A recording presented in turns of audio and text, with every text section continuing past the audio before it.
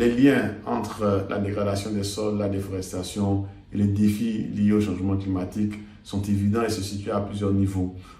Si nous prenons par exemple les écosystèmes forestiers qui ont pour vocation et propriété en tout cas de séquestrer du carbone, de jouer un rôle important dans la régulation des températures et du climat. Une fois que ces écosystèmes-là sont dégradés, nous nous retrouvons dans une situation où la température augmente et on observe aussi un déséquilibre au niveau du climat.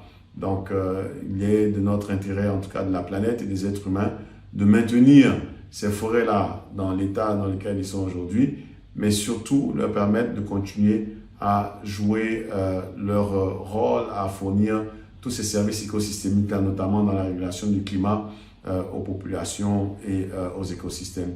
La deuxième chose, c'est ce qui concerne les sols. Les sols aussi, comme vous le savez, ont des propriétés de séquestration du gaz carbonique et qui ont un rôle important, si vous voulez, au niveau de la régulation du climat aussi, évidemment. Donc, une fois que ces sols sont dégradés, une fois que ces sols libèrent effectivement le gaz carbonique séquestré, cela influence naturellement le climat, cela influence naturellement aussi les questions de température. Donc, l'un dans l'autre, nous sommes dans un binôme interrelié à partir de ces différents éléments qui fait que si l'un ou l'autre élément de ce binôme est affecté, ou les deux affectés en même temps, cela va naturellement avoir des conséquences au niveau du climat. Maintenant, quel type de conséquences au niveau du climat? Ça va avoir des impacts sur des questions reliées à l'agriculture, à la production agricole. Ça va avoir des conséquences sur la santé des gens parce que lorsque la température augmente, certaines maladies liées à cette augmentation aussi se manifestent. Cela va avoir des conséquences sur la qualité de la vie sur Terre. Cela va avoir des conséquences sur le cycle de l'eau, sur la disponibilité de l'eau. Beaucoup de cours d'eau, en tout cas des eaux de surface, vont subir le phénomène d'évaporation et d'évapotranspiration. Ça fait que le volume en eau dans ces cours d'eau-là va baisser. On ne pourra pas les utiliser pour des activités de développement socio-économique. Donc les deux écosystèmes dont on vient de parler, les écosystèmes terrestres et les écosystèmes forestiers, jouent un rôle particulièrement important dans la régulation, dans l'équilibre des conditions climatiques et des températures. Quel est l'état de la dégradation des terres et de la déforestation en Côte d'Ivoire et qu'est-ce qui est fait pour relever ces défis? En ce qui concerne la déforestation et la dégradation des terres en Côte d'Ivoire, nous nous retrouvons aujourd'hui à la croisée des chemins. Nous nous retrouvons aujourd'hui dans une situation, on va dire, critique. D'autant plus que nous avons depuis 1960, donc indépendance de la Côte d'Ivoire, perdu environ 90% des forêts dans ce pays. De 16 millions d'hectares au lendemain des indépendances, nous nous retrouvons aujourd'hui à moins de 3 millions d'hectares de forêt. Et ça, c'est une situation quand même assez alarmante. Le même constat est fait pour les écosystèmes terrestres, notamment la dégradation des terres est un phénomène réel dans un pays comme la Côte d'Ivoire, où environ 60% des terres arables, donc qui constituent le fondement de l'activité économique, qui constituent le fondement même de l'existence de la nation ivoirienne, 60% de ces terres arabes-là ont été dégradées depuis les années 60. Donc pour ce binôme écosystémique, nous nous retrouvons dans une situation de crise, nous nous retrouvons dans une situation de précarité. Ça, c'est le problème. La solution, qu'est-ce qui est fait au niveau de la Côte d'Ivoire pour régler les problèmes relatifs à la déforestation? C'est que le programme a lancé un vaste programme d'investissement forestier avec la collaboration des bailleurs de fonds afin qu'on puisse recouvrir le couvert forestier, si vous voulez, perdu depuis les années 60.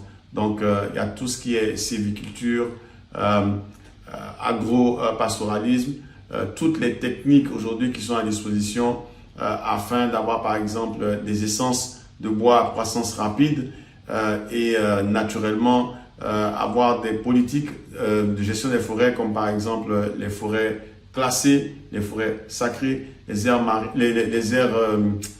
protégées, les aires terrestres protégées, les parcs et réserves en tout cas en Côte d'Ivoire. Donc il y a un vaste programme, une vaste politique du gouvernement en tout cas pour créer des sanctuaires où certaines activités comme l'agriculture, la coupe de bois sont totalement interdites. Et en même temps, on contribue aussi à un vaste programme de sylviculture où des millions d'arbres sont plantés à travers le pays afin que d'ici 2030, on ait recouvert au moins 20% de ce qu'on a perdu depuis les années 60.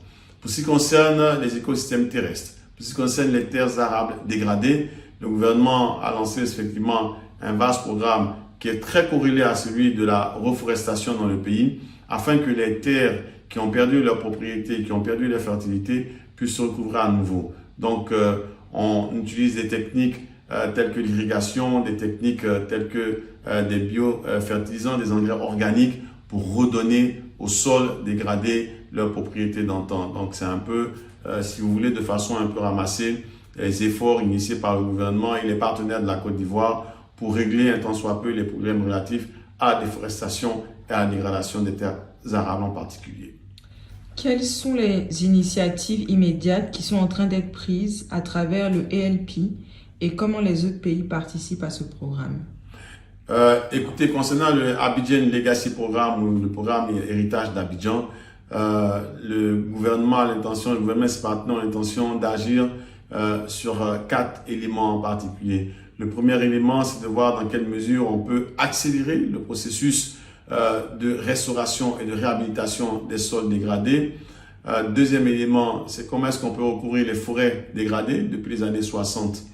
Ensuite, le gouvernement naturellement regarde dans quelle mesure est-ce qu'on peut identifier de nouvelles chaînes de valeur dans le domaine de l'agriculture qui sont plus résilientes aux aléas climatiques. Et enfin, on regarde dans quelle mesure aussi on peut maîtriser l'eau, parce que l'eau joue un rôle particulièrement important dans la régénération des forêts et des sols dégradés. Donc, il est important, en tout cas dans le cadre de Abidjan Legacy Programme, de maîtriser les questions liées à l'eau, car nous ne pourrons plus nous permettre d'attendre la pluie. La Côte d'Ivoire dispose de ressources abondantes en eau de surface, en eau atmosphérique et aussi en eau souterraine. Donc, il fait partie, en tout cas, de la politique du gouvernement d'utiliser ces ressources en eau pour régler les problèmes de dégradation des sols, mais aussi les problèmes liés à la déforestation dans le cadre du Abidjan Legacy Programme. Ce qu'on doit souligner concernant l'Abidjan Legacy Programme, c'est un programme multidisciplinaire qui s'appuie sur des considérations environnementales. C'est la base de la production, donc l'eau et les sols sont la base de la production végétale, donc la production alimentaire et pour les hommes et pour les animaux, et aussi des cultures de rente qui sous-tendent en tout cas l'économie de ce pays. Donc l'Abidjan Legacy Programme, c'est ça, mais c'est aussi un programme de développement, c'est surtout un programme de développement socio-économique, parce qu'il ne faut pas se leurrer.